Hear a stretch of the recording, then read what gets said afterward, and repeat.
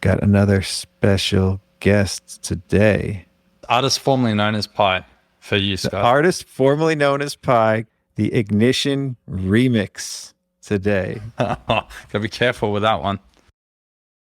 Well, I won't infer anything there. Hello and welcome. We are all the sons of CPAs. Join us as we question the current state of the accounting and tax industry with the next generation of professionals leading this space. We are all the change agents in an industry fraught with money and inertia, with your hosts today, just me, Scott Scarano.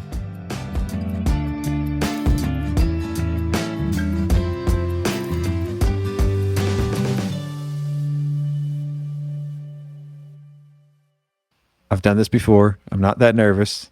Same guest. First solo episode I had. Guy Pearson of Practice Ignition, soon to be, by the time this is released, Ignition, period. Right? No Pi symbol anymore. No, the artist formerly known as Pi for you, Scott. The artist formerly known as Pi, currently the Ignition remix today. Gotta be careful with that one. Well, I won't infer anything there. I will just say that technically speaking, because this is a follow-up episode and it's still a solo endeavor for me here, this is the Ignition remix, quite literally. So that's you describing your show, so I'm okay. I do find it funny though, every time I'm on, Scott, that no one else turns up. Are people I don't scared know. of the Australians, or are we just? It's me, it not late? You. Oh, okay. It's me. It's not you. Just solo again. Just Scott. It's okay. All We good. got the best, right? I'm excited about this follow-up because a lot has happened, personal and professionally, with you since we last caught up. Yeah, it has. Where do we I don't start? know. I don't know. Where would you like to start, mate? You're a married man. Yeah, got a ring on the finger. Was married in November. Still married 4 months later. So that's a huge achievement. And yeah, took off our honeymoon in December, but sadly, due to Australia's travel policy, was only limited to the state of New South Wales in case of border closures, just where we were back then at that point in time ahead of Omicron sort of really taking off. Did have a beautiful time, had 2.5 weeks off, and then came back. Christmas is a big deal in Oz, so rolled straight into that, which is great to host the family finally after missing out last year. The rest of the holiday period, Australia at that time of the year, in addition to the holidays, it's also summer. And so, it's barbecues, it's all the things that you all do in July and August, we do around the holiday period rather than sort of steering clear of the snow or heading to the mountains. Half to enjoy a world away, right? Half a world away. So had a great time. Hemispheres, yeah. The company didn't fall over. I'm thankful we've got enough people now who are much smarter than me, who do an amazing job keeping the lights on and progressing forward. So I feel like you guys are stronger than ever. Yeah. Stronger than ever. I'll tell you a funny story though. So you talked about the wedding as maybe the first thing. We signed our papers to close our investment round the day before my wedding. So my fiance/wife-to-be on that day was not super happy with me the day of the rehearsal dinner, me on the phones with lawyers and everything else, just trying to get that across the line. So big shout out to our law firm here in Oz, Talbot Sayer. Thank you. To my internal team on finance particularly, amazing. But very excited to get that away and happy to share some of that news with you all and where we're heading. Yeah, you had a lot to celebrate at the end of the year, right? 2021 was also marvelous. got a puppy. Also got a puppy, right? Also a puppy. That's also a puppy. Big... Moved into a house, out of an apartment, puppy, capital raise, marriage, honeymoon, since we last spoke. I still don't have a great haircut. As many other things I haven't done, but hair is longer. Yeah, hair's longer than it was last time. I mean, yeah. Both our hairs are kind of getting there too. I don't want to take mine off. Look at that. Yeah. I think you're rivaling Tom on our team. He had it down to I'm here. working Canis, no, Tom's short now. He's about this long, and Canis now is Eddie Vedder, reincarnate. Word, yeah. So what I'm trying to do is get mine long enough to where it's like a John Lennon size, and then I'm going to change my glasses to the round bifocals. Try to be that pop star on the podcast, right? So fantastic. Video didn't kill the radio store. Aspirations. Hair is an achievement and a long journey too. So let's get off of hair and off of my hair and into your hair. And so the funding round. So that's something that, I guess for context, right? what round of funding was this, and what does this mean, to you? Was it different? Obviously, yeah, but Yeah, I mean, so it was our Series C round. We've had quite a few rounds of funding. Fundraising in Australia is not quite easy, or wasn't when we started in sort of 2013. And so over the years, we've built obviously traction, great product, great customer love, and pretty solid metrics all around. So this round of funding is more around being able to step change the business, and really, in addition to building out a bigger product team, the engineering, design, product, and building great products for the future, is about making sure that we can get in front of more folks, make them aware of how we can help them run their firms, and doing that globally. And we have 4 marketing people last July total. And I think that was only 2 less than the most we've ever had.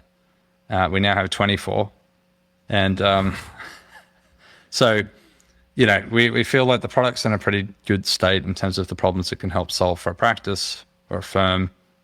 And we wanted to make sure we get that message out there, and not just rely on events, because as we've all seen, like as much as we all love events, they kind of go ups and downs. So you'll see a lot more sort of polish coming from us. By the time this airs, we will have a new website up. We will have some other news released, being a new brand name, which is kind of very simple, and we just basically dropped the practice, and that has no connotations in any of the short term. A, shorter URL, making it much easier to find, being Ignition app, which lines up with our social handles, and B, just setting the tone that if people don't quite identify with practice in any way, shape or form, maybe they're a consultant, maybe they call themselves a firm, like they don't find it something that's polarizing. We touched on this on your episode earlier. A practice, a firm, or a group. Yep. And now it doesn't even matter. It could be one of 3. Yeah. Yep. And if you've ever tried to type Practice Ignition into your browser, particularly on your cell device, like you get it wrong about, and I should get it right all the time. I still get it wrong on occasions, and it's been something I've been doing every day probably for the I before E and the years. After C kind of thing. Yeah, just even the length of the word. It's like ITION. I end up usually missing an I on occasion. Just makes a whole bunch of things easier. So super excited about that. We're positioning ourselves as the commerce platform for professional services. Doesn't mean anything in the short term, more just preparing for the longer haul, in the similar way to Shopify was, just e-commerce, and you would just have an online store with nothing connected, and they sort of changed the remit to be the front end operating system for everyone who wants to run a business online. So, wow, we're lining up for that. This is great positioning, right? Though. This is I've said this in the past. Like, Practice Ignition is the heart of our firm. I use the anatomy analogy. I say Karbon's the skeleton, Practice Ignition is the heart, and the blood could either be Xero, I mean, the blue blood veins, and the red, so I go pretty deep into it, but it's cash flow. It's bringing money in. And that's probably, one of the most important parts of human anatomy is the heart, right? Keep it alive, keeping the cash, keeping the flow alive of the business. And, obviously making yourselves more palatable to continue to expand from just our market into other markets too. I know we don't need to go into that, but I think this could be very valuable piece of platform for attorneys, for medical practices. We have a bunch of folks from those industries that use us today. More often than not, they're referred in by the CPAs, by their accounting firms, and that in turn leads to a greater rate of adoption and lower cancellation. But on the platform side, we've got a lot of work to do to make it easier. Content, all the things, if we're going to go that direction. And if we are, and I'm not trying to be too vague, but if that is the plan, then we want to make sure the accountants and the CPAs are engaged as they move towards advisory, because the data that sits within PI, if it's used for your clients, is where do they get the revenue from?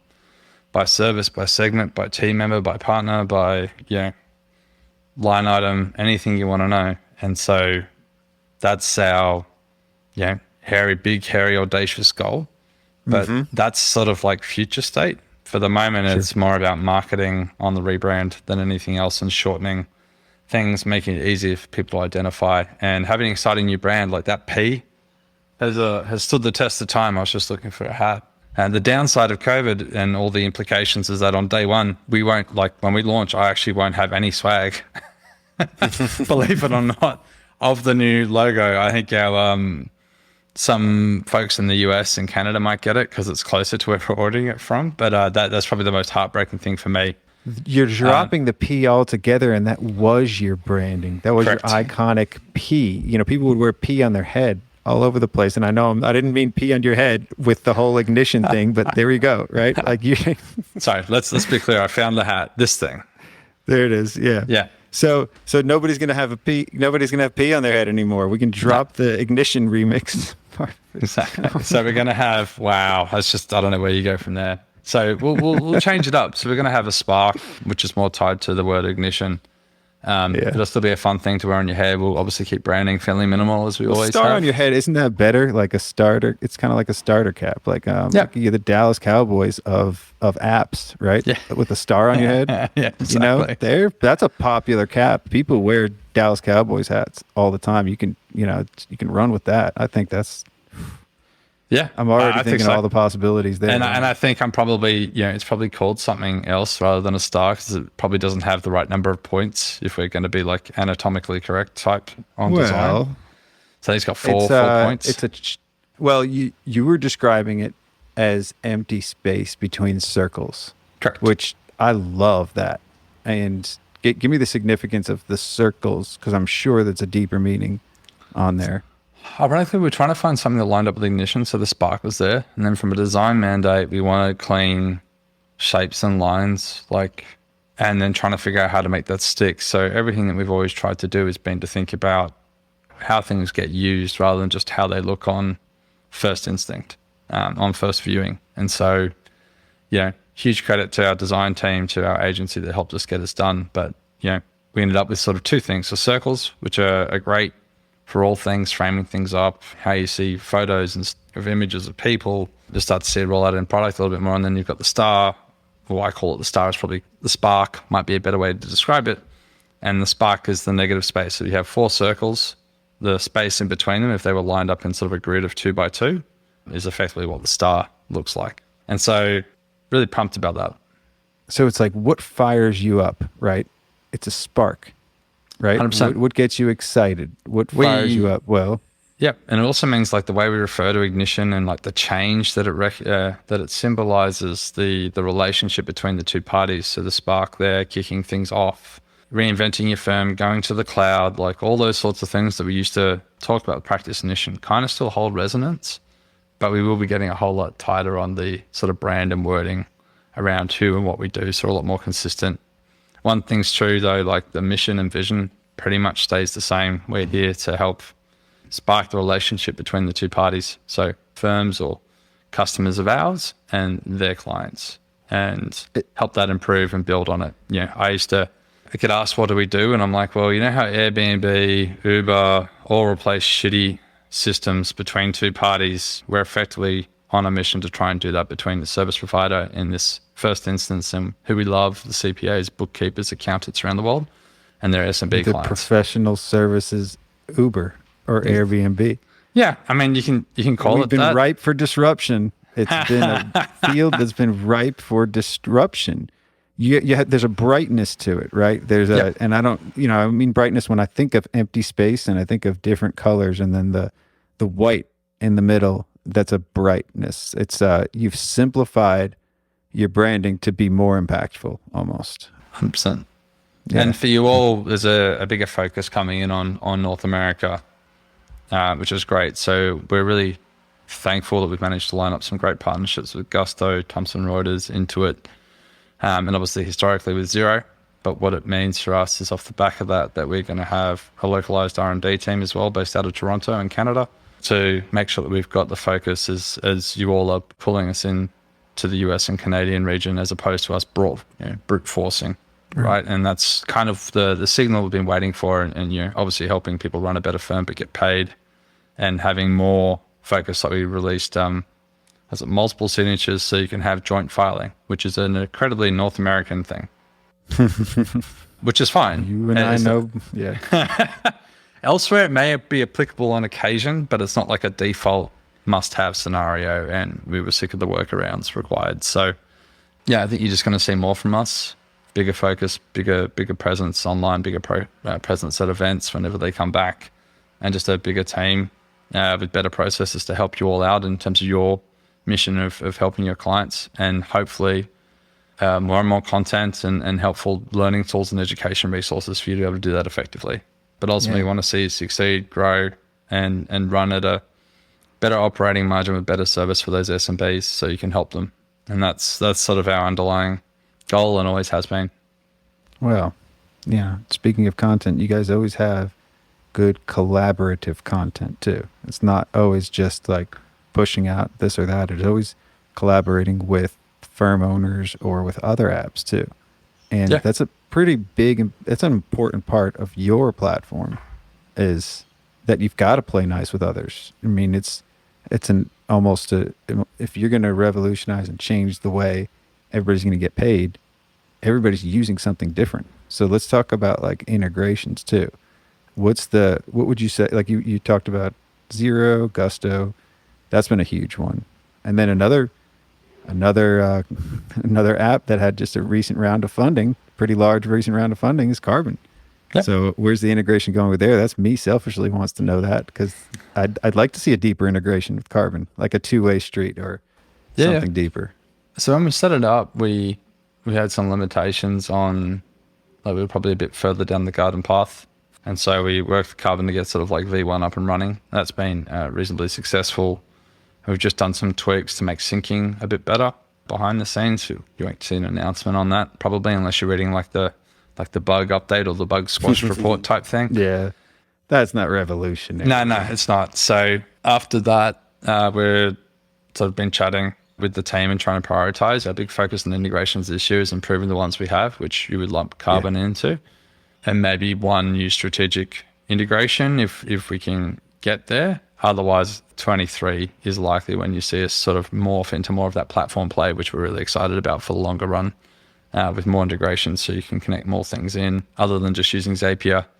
And thankfully, Zapier has been a great asset to us and help to the really tech-savvy folks who want to connect their workflows and design them their way over the years. And we'll continue to make sure that we push more and more information into Zapier so you can build those, but ultimately want to be able to provide the best experience for customers possible. But everything's kind of foundational layers. If you're an existing customer, we have gone from a classic proposal editor. We're trying to make the new proposal editor, which has things like 3 options attached to it, much more feature parity with the outgoing classic proposal editor, so what we started with. And once that's kind of done, then it will move into kind of APIs, as you would imagine, if you are using CPE for some and NPE, so old and new, for half. Until we get you all on the one platform, the APIs, although probably too complicated, but the tech behind the scenes is different for some of those, which means we need to build each integration twice. For us power users, we know what you're talking about. You know? Yeah. Everything I do is we're getting there. One. Yeah. Well, whenever somebody updates to new, I always feel a obligation to get on there early, because then it's not going to be as much cleanup later to have half. But also, like, if you used it and you go through those hassles, we're going to listen to your feedback as well, right? And that'll help us improve the new product so it supersedes the old one. And that's not a pitch to me to like ask you all to move, because you need to do what's right for your firm. But if you can have a play, feedback is always welcome, and we're keen to hear it. Feed it back into the loop and try and build on it. Yeah, that'll come after the MPE bit, sadly, because it's once again 2 data sources right now, and so once we get onto the one. Yeah. I would love it. My hypothesis is that accountants love numbers, love metrics, and want to see how they're tracking, and therefore the reporting makes a lot of sense. But the yelling and demands over the years, yelling is a bit aggressive, but the customer requests over the years have been around. If it's in all caps, it's technically a yell. Definitely had a few. But yeah, most people have been wanting to be able to do things like 3 options. Right now, deposits is a huge thing we're trying to pull into the new product and make that easier. I think that would be big, building. Yeah. And so people's like usage, because once they start using the product like yourself, then their focus switches to either integrations or reporting. But we need to get that solved first, sadly. So interesting parallel. 2 different directions last year for the premier proposal platforms. You got GoProposal, who got acquired, and then you got Practice Ignition, who got a decent round of funding, but you're still solo operation. So and the reason I bring that up is because there's some features that GoProposal has that Practice Ignition is lacking. Do you know James? Do you know James? A little bit. We've met okay. once or twice.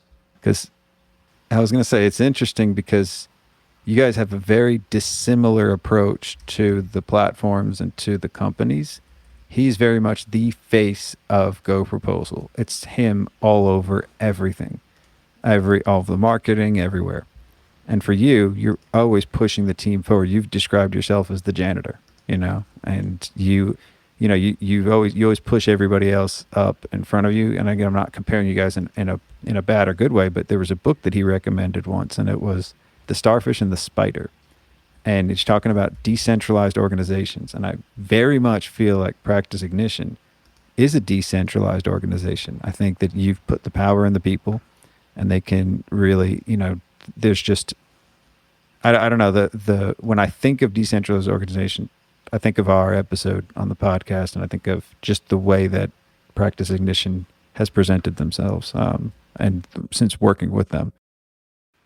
I love team sports, and I'm not trying to be jockey at all here, but more just around, like, I always want to do everything with the team. And if we liken that to how a company runs, I'm like the GM of your favorite sports team in that respect. Then my job is to be behind the scenes and trust the people that we've put in the place to excel and do their jobs to the utmost. And that allows for scalability, but also helps people grow. It builds a brand that's bigger than just one person. And you would look at many people over the years. So Richard Branson has always been the face of his companies, and they've done quite well, right? And then you would look at Apple maybe as another example, or Amazon, where you might see Bezos or historically Jobs once a year do the big reveal, the big updates, and all that sort of stuff. And might have media pieces or whatnot, but not really sort of front and center out of everything. And so my inspiration probably comes more from the latter. Personality wise, like, I'm an accountant. I by trade, I'm an extroverted introvert. I don't really like being out all the time with an opinion on absolutely everything, especially where I want to make sure I read all the sources and all those sorts of things before I make outlandish claims from a personal standpoint, right? And the other part of me is the extroverted entrepreneur that likes to talk to people and loves getting feedback and wants to learn about what drives people. And as we get bigger, sharing a bit more of where we're heading. I don't think there's a balance, right? Then horses for courses in the UK, it's a very different market. And when we had Trent McLaren on our team, who's a great mate, he did the front man role for the UK, and it worked quite well for us. It's just, once again, the scalability of it was hard.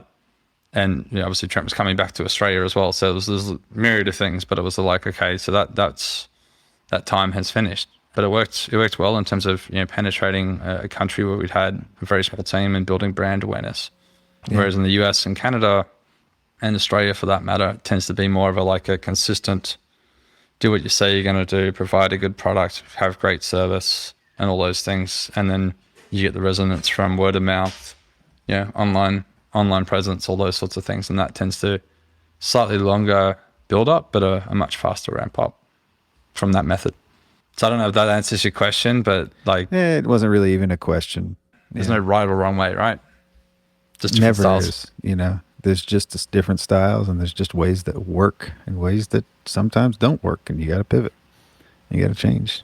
And you guys are having, I don't know if I would even call this a pivot. It's just, a simplification of the brand almost. Yep. And super exciting. It's a scalability too, right? Like just scaling and growing as a company. You go through growing pains sometimes. Care to share any growing pains that you've experienced maybe with these decent sized changes? Yeah.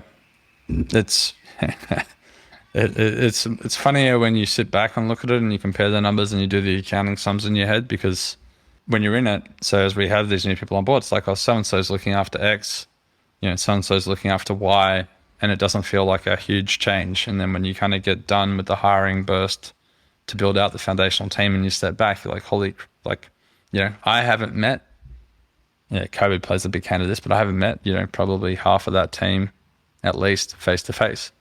And that's super odd for myself. Like, once again, if it's team sport, like you need to know who's on your team and get to know them, break bread, build the trust so they know they can come to you when they need to.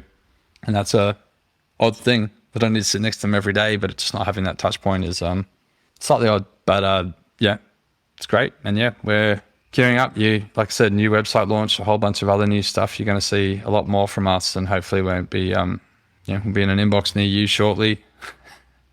Oh man, it's a bad. Like you can tell I'm an accountant with those lines. Yeah, I know. There will not be a festival. There be an ignition convention? Ignition. Oh man, I'm trying to think of a good pun or a good one. But just don't call it Fire Festival.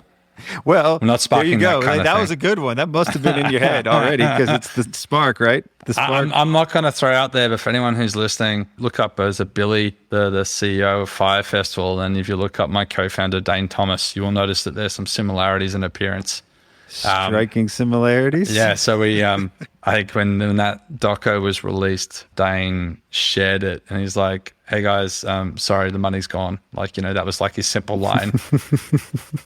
For anyone that knows Dane, he's quite a measured and considerate and consultative kind of person. So it was out of character, and watched the documentary and you're like, wow, how to light tens of millions of dollars on fire. Amazing.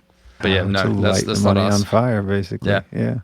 But conference-wise, it's something we're considering. Like, as you said, we go to market, and strategically we always focus on playing with others. So the question is are we in a position that we have something unique that people would want to come to, where they may see the same vendors again as they've seen at previous shows?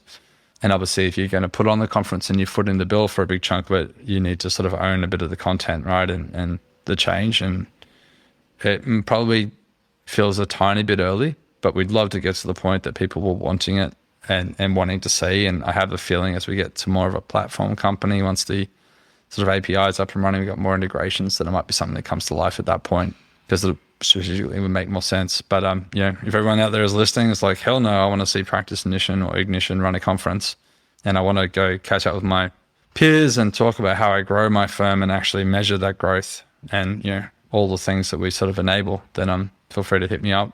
I'll shout out to your local head of regions, so Canis in North America, Dave New in Australia, Emma Corfa-Felicano in the UK. How many people are at Practice Ignition right now, total headcount? I think we're at 170.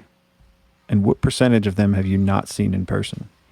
Oh, ever would be, I would say at least 50%. Yeah. So that's just to get everybody together would be an event in and of itself. Yep. Why not make it bigger, right? Why not just throw the big party, get a few other sponsors, make the content about the profession, and kill it, I think we'll get there. I mean, we're very much as a company like a one in, all in. So the hard part we've got at the moment is certain countries still aren't allowed to travel. Right. Or aren't allowed back in if they do. So not New Zealand would be one. Philippines, South Africa would be another two. So we'll likely do regional catch-ups if possible. So I haven't met half our Melbourne team now has 10 people, and last year I think it had 2.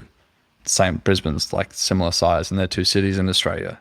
We've got folks in Seattle, folks in Chicago, so Josh Ryan, another guy called Neil, and those teams are all bound to get bigger. So I think we'll stick to regional probably to start with, and then once the world is sort of past this, touch wood, at the next stage after this, and governments are a bit freer and people have sort of been through it, probably everyone's had Omicron or whatnot, and joined that club. And everyone has had it. One of our team somehow managed to catch all 3 strains. I don't know how you did that, but poor. I feel sorry for him. Sorry, Harry. 3 rings. Yeah. And he's had boosters and he's had all the vaxxers and everything else. So like clearly the vid just likes him a lot. He's the champion of COVID, right? He's the COVID champ. Internally, he definitely holds the title. Yeah, undefeated. Or he's on a 0-3 losing streak. I'm not sure how you want to view it. I don't know which one. Yeah, I mean, if you want to own it, then you gotta go 3-0, right? So, Series C is technically a third round, when you consider A, B, and C, right?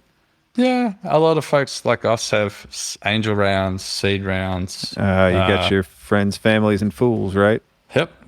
I love them, but yes. That is accurate. That is how we describe them. So for us, it's, Does this clean up the cap table? Like, a little bit. Does that happen as well? Like, do people just, kind of want out, or you want to clean it up a little bit with these big rounds? Yeah, we do. So for instance, some people have been shareholders for, quite a long time, and maybe they're at the point where they were asking if they could get a little bit off the table, pay school fees, in some cases retire, and just being like, I want to go 50-50 and buy the holiday house I've been dreaming about my whole life. Thank you for enabling that, and I'll let the rest ride. Yeah. And then some early investors just, it's time to bow out, whether it's their fund winding up, discontinuing a strategy, and those sorts of things. But pretty encouraging. So we had JMI lead the round. They're a very big shareholder in Clio. So obviously a lot of parallels on legal and accounting. Jack Newton at Clio, CEO, is a great guy. So I've enjoyed chatting with him through the connections made there. But they mostly do systems of record. So whether it's vertical or horizontal, what do people need to use to run the business? And that can be a slice, right? It doesn't have to be the whole thing end to end. And that's where we've found some great resonance with the JMI team. We had Tiger Global, who led our Series B, jump back in. So I think when we did our B in 2019, no one had heard of Tiger Global. I think almost by default, if you're in accounting, you've just seen them sloshing money around now. So they participated. They've been great backers, really good partners. And then EVP is an Australian venture capital firm that led our Series A round in 2017. And they actually went all out to maintain. So they set up an SPV because they're a small fund, and a lot of their LPs and connections jumped in. So they put in 3 times as much as they did in the original Series A check, with most of that coming from their backers for the fund combining together to jump in and take up their position for them effectively. And we had a bit of a friends and family round. So team members of Practice Ignition and their extended families could actually participate, in a few, angels who may have exited in the same space over time, who have known for a long time, jumping alongside just to be there as a sounding board as we get bigger. So it's a really great mix. And then our stalwart, Mr. Winkler, jumped in. So Craig's sort of MYB and Xero fame. Mm-hmm. And he's been like the most amazing backer the whole way through the journey. I don't think he's doing many more new investments, because his big focus is on philanthropy and trying to help solve some of the world's problems. But we're very happy to have him along, and he's always been an amazing sage to have just sit alongside and sort of be passive and there for advice when we need him. Well, for the problem solvers, once they solve their own problems, they got to solve other problems. So they go through the world, right? Like, yep. Solve your problems, solve your industry problems, then go for the world. Exactly. Well, small slice, right? It's like, doesn't matter how many assets you accumulate. Like, A, there's only a certain amount you need to live on, and B, the problems you can solve are usually always thin slivers of a bigger problem if you want to have the global impact. So hopefully I get the chance one day to have a crack at a few myself. But for the moment, just very happy to have a great group of shareholders and a great board, good leadership team, and sort of being ready to roll and lined up for the next stage of the growth. It's super exciting. It's a whole different journey. I would say I'm a scrappy, get things off the ground founder, and now I get to learn about scaling up, which, for those of you who've ever seen me at a conference, shorts and t-shirt is probably my outfit. Not migrating to a suit anytime soon, but I'm very much about trying to get things off the ground, and this has been a great learning experience as we kind of scale up and learn new lessons. Earn the right, though. I mean, founders, like you said, founders tend to always be the ones that are wearing the Hawaiian shirts or the shirts and shorts, just hanging out, because they've earned that right, so to speak. You probably never will have to wear one again unless you did for your wedding, unless you do for a funeral, right? Yep. Yeah. I have suits or chinos and a jacket for weddings, and sadly the other side. Thankfully, I haven't been lots of funerals in the early days. Haven't been to any/many in recent times, so very happy about that. Well, you're still a young chap. I mean, as we were saying right before, I mean, you're only 38. You're not even 40, and you're the head of a pretty large company. This is and it's been a lot leading up to this. I mean, part 1 of this remix, we talked about your run up to Practice Ignition, and now it's like this is a whole nother chapter, a whole nother journey. So it's just getting started, right? Yeah, everything's kind of. I think my quote from the last one was the end of the beginning. So It's like we've proven that we can build a company that solves problem that people will pay for, right? So that we can have a business. And then it's about, okay, how do we give the people what they want? How do we put it in more hands of people so they can solve their problems? And that's kind of the stage that we're at. And that's scale up, which is very different from sleeping on couches and trying to figure out how to get, first customer in a particular state, country, region, how to get payments live in a country. Like it's all sort of, very different and probably requires a little bit more maturation in thought. So thinking about things a little bit bigger, but a little bit longer term and a little bit less scrappy. So challenge. For all of the lonely branding out there, maybe Ignition could have a philanthropic arm and the P could stand for people. Yeah. So you got to have a P word that you don't want everybody to just throw their hats away or throw their hat in the ring. If anyone wants to sell their hat back to me, but will be the people Ignition. Yeah. Like honestly, people, I keep going back to that sports analogy, but generally like people are what make everything worthwhile and helping people, right? So that's sort of the underlying reason perhaps to why interactions with the team have been the way they are, but also, why we have a software product that sits where it sits is to hopefully release the debtor pressure, help you get paid, but also provide transparency and clarity between the two parties and help you take care of the people both on your team, yourselves, and your clients better. So that's always very close to our hearts and part of the mission.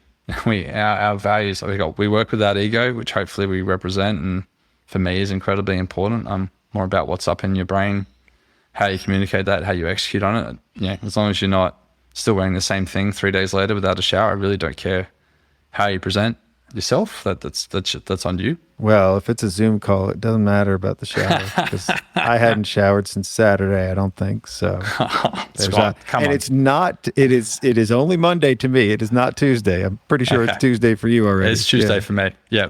It's also cold outside, right, for yourself. So like you're not exactly sweating profusely. But maybe we get off that topic and move right along. And here are the customers, another one.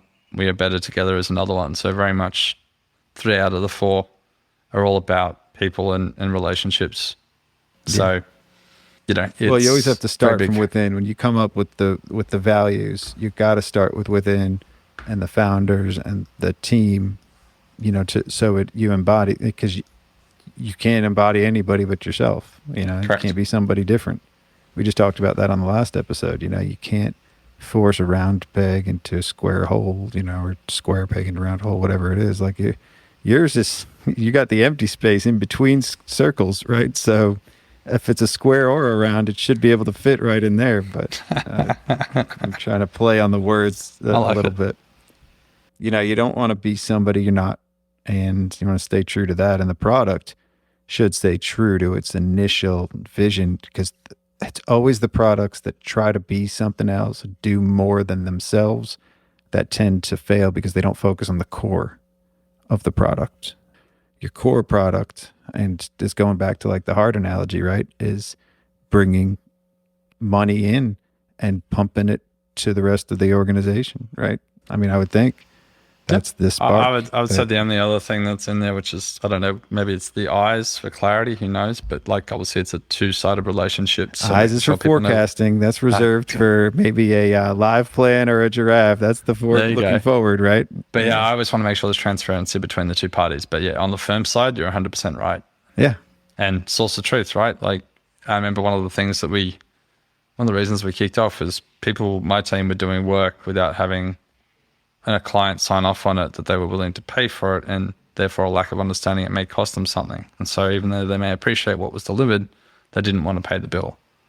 And your team is just trying to do the right thing by helping the clients. It'll allow for a formal thing to step in the middle and help mitigate all of that wipeout scope creep and get you paid seamlessly and have it all tied together. So anyway, I can go on forever, but very passionate about that because I feel like it's a bad experience for your team, for the owners of the firm or the business or the group or whatever we're calling it, the practice.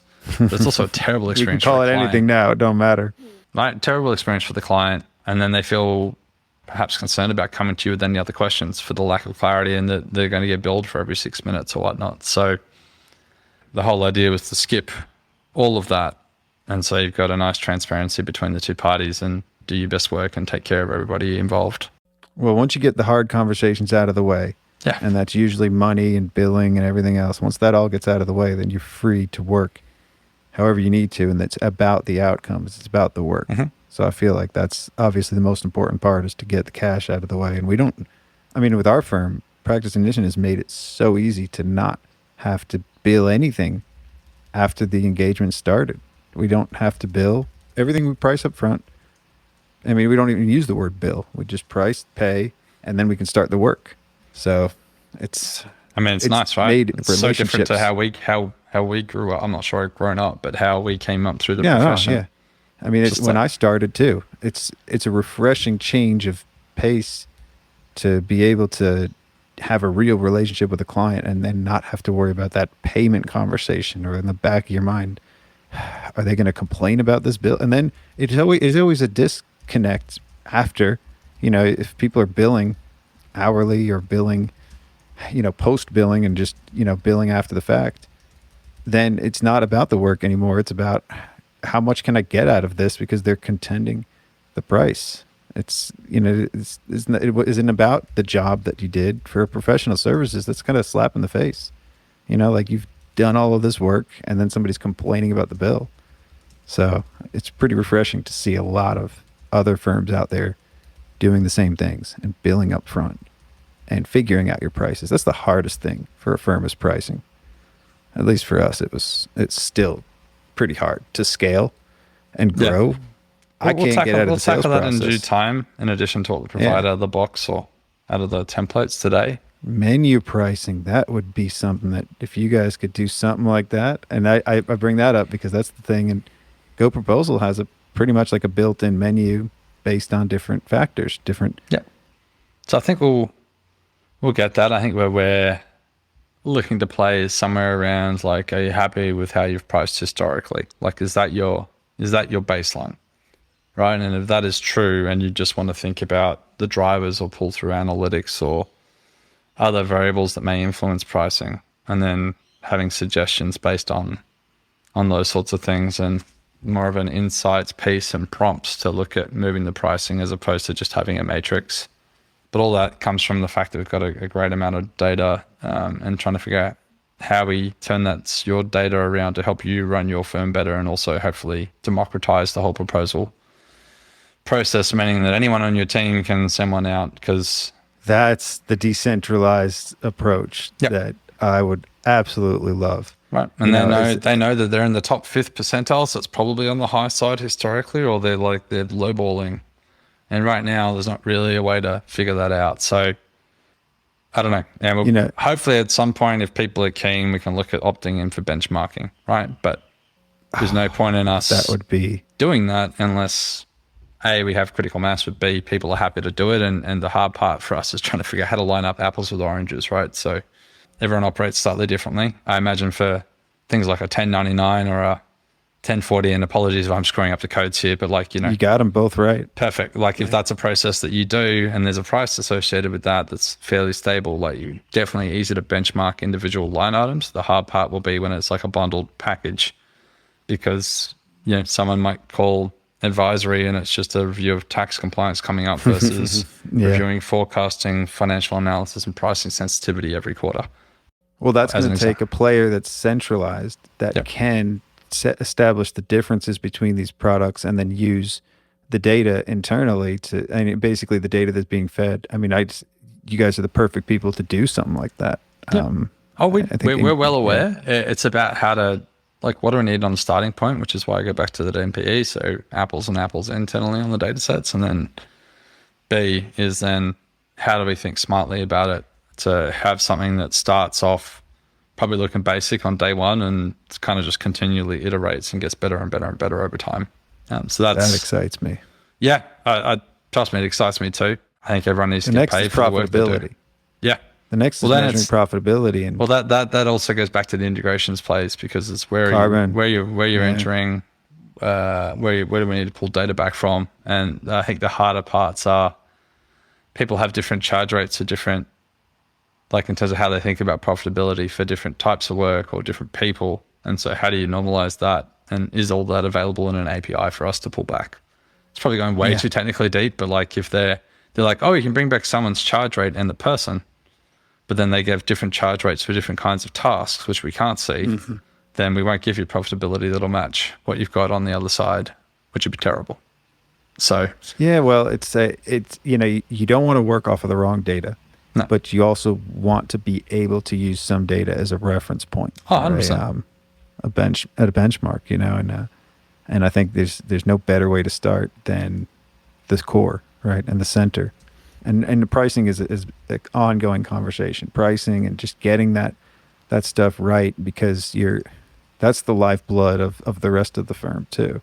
And if they can price profitably, then everything else is easier. When you're profitable, everything's easier and not dependent on that next check to come in or the next, just to make payroll or whatever it might be. So that's the next thing.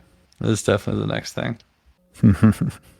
Yeah, let's long gone are the days where worrying about payroll should be a thing. Thankfully, I mean, well, I've definitely I hope been in not. those If you shoes. go from 4 to 24 in the marketing department. I more meant when I ran my firm. Because in the beginning, it was a little bit splotchy, and then once we got on recurring retainers, it was like, okay, well, I'm never worried about that. Can I afford to spend money on any of the things that were not regular? Was perhaps a question as we were starting up, but I wasn't worried about sort of regular bills coming in, which was a lovely place to be. Oh, absolutely. So, is there anything you miss about running a firm? Yeah, going deep with, some people actually like multitasking. And so I'm one of those. And I loved interactions with clients and being able to try and accounting and tax, sure. Make sure the numbers are right and they're aware of the tax position and planning for the future, but more around the strategic side of where are you taking your business? Let's look at a pricing review, sensitivity analysis. What are your goals for the long term? How do you take yourself and become obsolete in the business, which I think is a huge thing that most business owners never really grasp the concept. A lot of times they've set up a company so they don't have to work for somebody else. And you're like, okay, that's great. But, in 10 years' time, do you still want to be doing these hours? And they usually have not thought this through. Do you want to sell it? Do you want to try and pass it on? Is it multi-generational? And one of the reasons I got big on niching and we had a certain few core verticals was around who funds change management, who are the best in the business and advisory over here for this industry. What are the key metrics for success in the industry, so benchmarking, and then how do we build sort of that knowledge share? And so when we would pitch a business, we would ultimately ask questions. So software companies, like, what is your churn? So what is the cancellation rate of your software month over month from people leaving? How about your LTV CAC, which talks about profitability in the long run? So long lifetime value divided by cost of acquisition of a customer. Payback period, how quickly do you get your marketing spend back? And that's what they focus on as they run the business, like the operations. The P&L kind of tells the after story and the balance sheet, and it's important, but that's not what they think about or what keeps them up at night.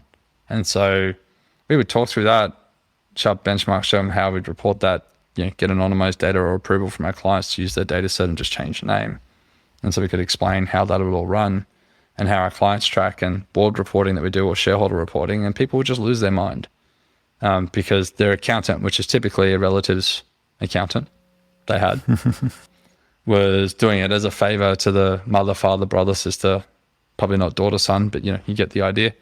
And they had no idea the world that they were living in because they were a jack of all trades, corner, suburban high street accounting firm, which is nothing bad, but it meant they were kind of they didn't have any specialized expertise, probably more focused on how do we help you get a mortgage and make your profit and loss and your balance sheet look good for a bank. That was probably a specialty that they may have had. And so we would just come and win business hand over fist because we could help them think about how they take themselves out of a business, how it would scale, who would fund it.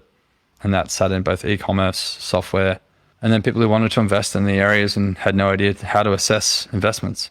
And so we kind of carved out that little niche, but that was what I missed because it was almost full circle. And then we could look after the founders in the long run, right? So what are your ambitions? What dent in the world do you personally want to make, assuming you don't have this job forever? And you start lining up towards that. So that's foundations or other things. So I miss all of that. I could get equally excited about other things I'm interested in, like beer, microbreweries. So Josh and our team's got a pretty good hold there. It's the second time that's come up today too. Yeah. Services companies. I always loved it because I felt a resonance between how my business ran and people wanting to help other people out. Charities and how they run. Huge efficiency gains to be had there, and benchmarking and everything else. So really it's finding something you're passionate about. And that's the part that I missed. And thankfully, because I still sit on the board of my firm, I get to help out on occasion. So not super regularly, but if a client wants to have a chat around a deck, a business financial model, the team at Interactive are phenomenal, so they'll probably help prep it. But because I have experience being in the line of fire from potential investors, perhaps I can add a slightly more, I wouldn't call it harsher view, but like maybe ask slightly harder questions. And then introductions. Yeah. I've done many trudges up and down Sand Hill Road, through New York, Boston, around Australia, everywhere. In terms of who funds people in those industries. And so I tend to try and be the connector, which is great. I love those things because it keeps me kind of in the mix and keeps me sharp, and I get to see what people are thinking about in terms of trends. Well, we're discussing talking about starting a little angel investors group for the accounting space. I don't know if that's a syndicate or an SPV or whatever it might be, but it's a group of us. I've just been talking with other people in the accounting space because I think this is interesting. We have a pretty interesting viewpoint from our perspective of solutions for accountants, for accounting firms. So being those friends, families, and fools for a lot of these earlier tech startups, right? 100%. I'm really interested in that because that's an exciting time too, especially early times, when all hands are on deck. I've recently been helping Blake out a little bit with his earmark, and this is kind of bootstrapped. You're just starting, but now people can get CPE for listening to podcasts, which that's an exciting time, right? That's not really something that people will get CPE for listening to this episode. What do you think about that? I like it's that. It's true. Yeah. I feel sorry for everyone listening. Hopefully you understood my accent if you're dialing in from a country other than Australia, but I think it's great. Your episode is up there. It got a lot of listens. Learning has changed. Yeah. Now, my wife didn't understand your episode that well, but I just had one. I know, but she's learning a little bit more too, and I think I've gotten a little bit better with the editing. And we just had somebody released this yesterday from New Zealand. Her app is Tanya AI. I'm not sure if you're familiar with that. It's the AI assistant. Now it's a chatbot too that will read your financials. TANIA.ai. Pretty neat app. But for our listeners, anything you want them to walk away with here? We got a lot of different spark points, spark notes for the episode. But welcome to Ignition. Thank you for all the support over the years, and we're here ready to roll up our sleeves and get into it and help you build better firms, groups, practices in the new name of Ignition. And feedback is always welcome. That's one thing too. You're a bit of a mumbler. And when you used to say practice ignition, you used to really rush the practice part out to get to ignition. And I noticed that when I was editing. So this time when you just said that, ignition just sounded better. You were able to ignite the pronunciation. Yeah. So maybe it was done for you unintentionally. Wow. I've maybe a waste if it's just focused on myself, but I will definitely say thank you to the people smarter than me for noticing that. Be on the lookout. Ignition's doing big things. It's coming. Awesome. Thanks, Guy. Thanks for joining us again. No worries. Thanks so much for having me, Scott. See you all next time. See you.